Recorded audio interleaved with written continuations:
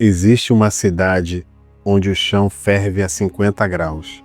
Um lugar que, há poucas décadas, não tinha asfalto, energia elétrica nem água encanada. Só areia, sal e pescadores. Hoje, nesse mesmo ponto do deserto, está o prédio mais alto já construído pela humanidade. Quase 1 quilômetro de vidro apontando para o céu. A cidade mais futurista do planeta nasceu em uma das regiões mais inabitáveis da Terra. Mas essa nem é a parte mais estranha. De cada 10 pessoas que vivem ali, 9 nasceram em outro país. O povo que criou, batizou e ainda governa a cidade, virou minoria dentro dela. Como descendentes de pescadores de pérolas construíram, em poucas décadas, um lugar que o mundo inteiro quer visitar, onde quase nada deveria sobreviver, nos próximos minutos você vai descobrir 3 coisas. Primeira, como uma cidade com pouco petróleo ficou absurdamente rica e por que sua polícia desfila em Lamborghinis e Bugattis. Segunda, quem realmente ergueu aquelas torres, tijolo por tijolo, e o preço invisível pago por isso. E a terceira, guardada para o final, existe um morador de Dubai que possui documento oficial, viaja de avião com assento marcado e não é um ser humano. Guarde essa informação. Ilhas em formato de palmeira, neve de verdade no meio do deserto, máquinas que entregam barras de ouro, prédios que parecem ter saído de um filme de ficção científica. Essa é Dubai, mas a vida ali é muito diferente do que aparece nos vídeos de influenciadores.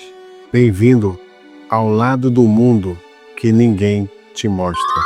Nossa história começa em 1959. Quando Dubai era tão pobre que quase quebrou. O homem no comando, o Sheikh Rashid bin Said Al Maktoum, tomou uma decisão considerada insana. Pegou emprestado um dinheiro que não tinha para aprofundar o Dubai Creek, o braço de água salgada que cortava a pequena vila. Os vizinhos diziam que ele enterraria o povoado em dívidas. Mesmo assim, durante 3 anos, máquinas retiraram lama do fundo sem parar. Quando o canal ficou mais profundo, navios maiores começaram a chegar, o comércio cresceu e a vila de pescadores se transformou em um dos portos mais movimentados da região. Rashid apostou tudo em um fio de água salgada. Naquele tempo, Dubai não tinha torres. Tinha mar, deserto e um tesouro retirado do fundo do oceano com o próprio pulmão. Antes do petróleo, Dubai vivia das pérolas. Entre maio e setembro, centenas de barcos partiam em direção aos bancos de ostras. Os mergulhadores desciam até 30 metros sem cilindro de oxigênio. Usavam apenas um prendedor no nariz, uma pedra presa ao pé e um cesto. Prendiam a respiração por quase 2 minutos e repetiam o mergulho mais de 100 vezes por dia. O mar cobrava caro. Tímpanos estourados, pulmões destruídos, tubarões e cordas rompidas no fundo. E quem sobrevivia quase nunca ficava com o dinheiro, porque as pérolas pertenciam ao dono do barco. Então, nos anos 30, tudo desabou. O Japão passou a produzir pérolas cultivadas, mais baratas e perfeitas. Ao mesmo tempo, a Grande Depressão afastou os compradores ricos da Europa. Em poucos anos, o maior tesouro de Dubai perdeu valor. A fome chegou às vilas do Golfo. Por quase 3 décadas, Dubai permaneceu entre os lugares mais pobres da região. Até que, em 1966, encontraram petróleo no campo de Fateh. O dinheiro começou a jorrar, mas Rashid tinha visto a fome de perto e sabia que o petróleo acabaria. Ele resumiu esse medo em uma frase que virou lenda. Meu avô andava de camelo, meu pai também. Eu dirijo um Mercedes, meu filho dirige um Land Rover, mas o filho dele voltará para o camelo. Então deu uma ordem simples, usar o dinheiro do petróleo para construir uma cidade que no futuro não dependesse dele. O sonho continuou com seu filho, o Sheikh Mohammed bin Rashid Al Maktoum, um governante que cria cavalos, escreve poesia e administra Dubai como uma grande empresa. Ele apostou em turismo, aviação, comércio, imóveis e luxo. Enquanto muitos países pensavam no próximo ano, Dubai planejava as décadas seguintes. A estratégia funcionou. O petróleo passou a representar apenas uma pequena parte da economia. A riqueza começou a vir dos portos, aeroportos, hotéis, bancos e arranha-céus. a posição geográfica virou uma arma. Uma grande parcela da população mundial está a poucas horas de voo dali. Quem cruza o caminho entre Europa, Ásia e África pode fazer escala, negociar, investir ou passar férias em Dubai. A cidade aprendeu a ganhar dinheiro com quase todo mundo que passa por ela. Um dos motores dessa fortuna tem asas. A Emirates nasceu em 1985 e se tornou uma das maiores companhias aéreas do mundo. O aeroporto de Dubai recebe dezenas de milhões de passageiros internacionais todos os anos. Dubai não estava no caminho de ninguém, então decidiu se tornar o caminho de todo mundo. No chão, o porto de Jebel Ali movimenta uma imensa quantidade de mercadorias. Portos, aeroportos e zonas francas transformaram um deserto isolado em um dos grandes centros do comércio mundial. E havia outro atrativo. Em Dubai, não existe imposto sobre o salário. Quem trabalha ali recebe o pagamento sem o desconto comum em muitos países. A cidade arrecada de outras formas, cobrando taxas, serviços, aluguéis, empresas e consumo. Mas seu produto mais valioso é outro: o sonho de morar no futuro. O mundo inteiro comprou esse sonho. Por isso, 9 em cada 10 moradores são estrangeiros. Indianos, paquistaneses, filipinos, europeus, africanos e brasileiros dividem o mesmo pedaço de deserto. Em um único dia, é possível ouvir dezenas de idiomas no metrô, encontrar um corretor britânico, um entregador indiano, uma profissional filipina e um empresário brasileiro movendo a mesma cidade. Dubai foi construída quase por completo por gente de fora. O símbolo máximo dessa ambição é o Burj Khalifa. Há 30 anos, onde hoje existe uma muralha de prédios, havia uma estrada cercada por areia. Quase tudo que reconhecemos como Dubai surgiu em poucas décadas. O Burj Khalifa tem 828 metros. É mais que o dobro do Empire State e quase 3 vezes a altura da Torre Eiffel. Lá de cima, os outros arranha-céus parecem pequenas maquetes, e o deserto se estende até o horizonte.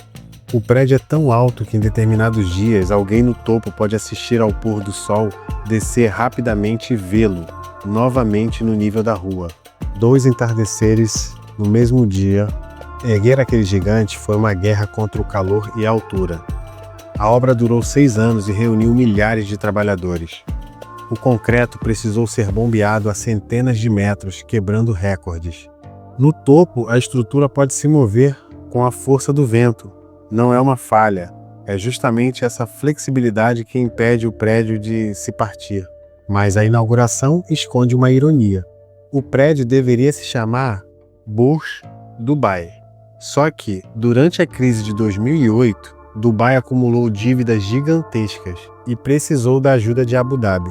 Quando a torre foi aberta, em 2010, recebeu o nome Burj Khalifa, em homenagem ao líder de Abu Dhabi. A torre mais orgulhosa do mundo carrega no próprio nome a lembrança de uma dívida. E ela é apenas o começo. Quando faltou terra à beira-mar, Dubai criou terra. Milhões de metros cúbicos de areia e pedra foram lançados no Golfo para formar a Palm Jumeirah, uma ilha em formato de palmeira com hotéis, mansões e praias privadas. Depois veio um projeto ainda mais ousado: 300 ilhas desenhadas para formar um mapa-mundi chamado The World. Mas a crise interrompeu as obras, o dinheiro desapareceu e várias ilhas ficaram vazias. A ambição de Dubai é tão grande que às vezes a própria física manda parar. O Burj Al Arab, construído sobre uma ilha artificial, virou símbolo do luxo. Suas diárias chegam a valores inacreditáveis. Dubai percebeu cedo que a atenção vale dinheiro. Cada recorde gera uma manchete. Cada manchete atrai turistas. Por isso, a cidade parece viciada em ser a maior, a mais alta ou a mais extravagante. No Dubai Mall, existe um aquário gigantesco com tubarões e arraias. Do lado de fora, fontes lançam água a mais de 100 metros de altura. Em outro shopping, com o deserto queimando lá fora, existe uma estação de esqui mantida abaixo de zero. Há pistas, teleférico, neve artificial e até pinguins. Dubai decidiu ligar o ar-condicionado no deserto. Só que o calor do lado de fora continua sendo real. No verão, a temperatura pode passar dos 50 graus. O ar queima, o volante fica difícil de tocar e até o mar parece água de banho. E surge a pergunta que os folhetos de turismo evitam: quem trabalhou nesse forno para levantar cada torre? Não foram os moradores das mansões. Foram trabalhadores vindos principalmente da Índia, do Paquistão, de Bangladesh e do Nepal. Homens que deixaram suas famílias para enviar dinheiro para casa. Muitos chegaram pelo sistema de patrocínio conhecido como kafala, no qual o direito de permanecer no país ficava ligado ao empregador. Durante muito tempo, empresas recolhiam passaportes. Trabalhadores ficavam presos a um único patrão, sem liberdade para trocar de emprego ou voltar para casa. Recebiam pouco para construir prédios de bilhões. Viviam em alojamentos lotados, longe das câmeras e das áreas turísticas. A cidade mais luxuosa do mundo foi erguida por algumas das mãos mais mal pagas dela. No calor extremo, com jornadas longas e pouca água, muitos passavam mal. Organizações de direitos humanos denunciaram abusos e possível subnotificação de mortes relacionadas ao trabalho e ao calor. Esse é o lado B que não aparece nos vídeos acelerados das construções. Com a pressão internacional, parte das regras mudou. A retenção de passaportes passou a ser proibida. Foram criadas pausas obrigatórias nos horários mais quentes, e algumas restrições trabalhistas foram reduzidas. Houve avanço, mas a distância entre o operário do alojamento e o morador da cobertura ainda é maior que qualquer torre. São duas cidades ocupando o mesmo endereço. Uma aparece nas propagandas, iluminada por hotéis e carros esportivos. A outra acorda cedo, entra em ônibus lotados e trabalha longe das lentes. No centro desse espetáculo, até a polícia virou propaganda. A frota de Dubai inclui carros como Bugatti, Lamborghini, Ferrari e Bentley. Eles raramente existem para perseguições. Sua principal função é transmitir uma mensagem. Aqui, até o Estado parece rico. A riqueza também pode ser retirada de uma máquina. Em Dubai, existem caixas eletrônicos que vendem pequenas barras e moedas de ouro, com preços atualizados. E no antigo bairro de Deira fica o Souk do Ouro, um mercado repleto de joias e vitrines brilhantes. Da pérola ao ouro, Dubai nunca deixou de viver de tesouros. A diferença é que no passado, o tesouro era retirado do mar. Hoje, ele chega do mundo inteiro, passa pelos aeroportos, portos e mercados da cidade e deixa uma parte da riqueza pelo caminho. Para atravessar o Dubai Creek, ainda é possível usar as abras, pequenos barcos de madeira que custam pouco e navegam pelo mesmo caminho dos antigos comerciantes. De um lado, becos e mercados tradicionais, do outro, torres de vidro, o passado e o futuro separados por poucos metros. Dubai também vende segurança. Crimes como roubos e furtos são raros, e muitas pessoas se mudam para lá em busca de tranquilidade. Para investidores, existe ainda o chamado visto dourado, que oferece permanência prolongada a determinados compradores de imóveis, empresários e profissionais qualificados. A cidade não vende apenas apartamentos. Vende a possibilidade de viver dentro de sua promessa. Mas essa paz tem um preço. Comportamentos comuns em outros países podem gerar problemas sérios. Demonstrações públicas de afeto, ofensas em mensagens, críticas nas redes sociais, embriaguez em público e certos medicamentos podem resultar em multas, prisão ou deportação. Durante o Ramadã, costumes e horários também mudam. O visitante precisa compreender que está entrando em uma sociedade moderna na aparência, mas guiada por valores religiosos e regras culturais muito diferentes. As leis contra drogas são extremamente rígidas e a cidade é intensamente vigiada. Dubai oferece liberdade financeira e luxo, mas mantém um controle social muito maior do que o turista imagina. Existe ainda outra barreira invisível. Um estrangeiro pode morar ali por décadas, abrir uma empresa, comprar imóveis e criar os filhos sem jamais se tornar cidadão. A cidadania emiradense é extremamente restrita e geralmente transmitida por laços familiares. O estrangeiro pode ser um hóspede muito bem tratado, mas continua sendo hóspede. E agora chegamos à terceira promessa. O morador que possui documento oficial viaja de avião e não é humano. Em Dubai e nos Emirados, o falcão é símbolo de honra, tradição e sobrevivência. Essas aves viajam dentro da cabine, sentadas em assentos reservados. Recebem atendimento em hospitais especializados. com exames e cirurgias. E muitas possuem um documento oficial com foto e número, um passaporte. Milhares desses documentos já foram emitidos. Não é apenas uma extravagância de gente rica. Antes do petróleo e do ar-condicionado, o falcão ajudava o homem do deserto a caçar. Em certos momentos, podia representar a diferença entre comer e passar fome. Ao tratar o falcão como realeza, o emiradense preserva um elo com os antepassados que dormiam na areia. É o deserto se recusando a ser esquecido debaixo de tanto vidro. A mesma mistura entre tradição e tecnologia aparece nas corridas de camelos. Hoje, os animais são conduzidos por pequenos jockeys robôs controlados à distância.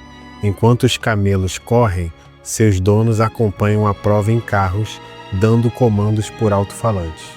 Um camelo campeão pode valer milhões. Há até concursos de beleza e casas de fraude com procedimentos estéticos nos animais. Mas existe um problema ainda mais profundo por trás de toda essa abundância.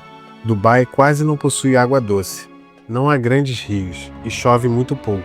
Grande parte da água consumida vem do mar e passa por usinas de dessalinização, um processo caro e que exige muita energia.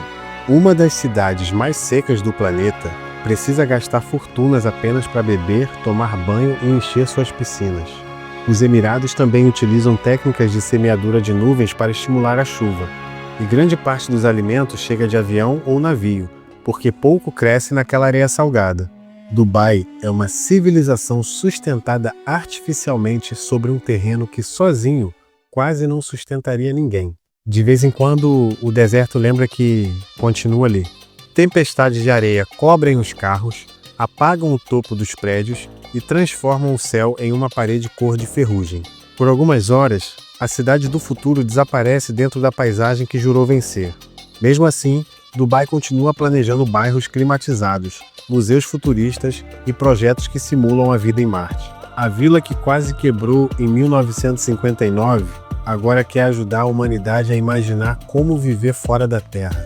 Mas uma pergunta permanece. Por que milhões de pessoas aceitam morar em uma cidade onde talvez nunca sejam cidadãs, onde não votam e onde o verão passa dos 50 graus? Porque Dubai oferece um acordo raro: segurança, salário sem imposto de renda, ruas limpas e a possibilidade de recomeçar longe do caos. O morador não compra cidadania, compra a tranquilidade de viver no futuro, mesmo sabendo que é hóspede. E isso responde ao paradoxo do início. Como a cidade mais futurista do mundo nasceu em um lugar tão inabitável, construída por um povo que virou minoria dentro dela, Dubai nunca pôde depender do próprio chão. Sem água, sem terra fértil e com petróleo limitado, ela importou tudo o que faltava: pessoas, dinheiro, alimentos, ideias e mão de obra. A cidade transformou a escassez em projeto. Dubai não venceu o deserto. Fez o mundo inteiro atravessá-lo. Ela prova que um lugar não precisa possuir todos os recursos quando consegue atrair os recursos de todos os outros. Mas também prova que todo brilho intenso projeta uma sombra do mesmo tamanho. Dubai é o sonho e o custo do sonho, construídos um sobre o outro e separados por um elevador. E Dubai é apenas um dos extremos deste planeta. Existem países onde o frio parece impossível, cidades esquecidas e lugares onde a vida desafia qualquer lógica. Ainda assim, sempre existe alguém que chama esses lugares de casa. Dubai escolheu enfrentar o calor e a areia com vidro e ouro. Se esta história fez você enxergar o mundo de outro jeito, inscreva-se no canal e venha comigo descobrir até onde a realidade consegue ir.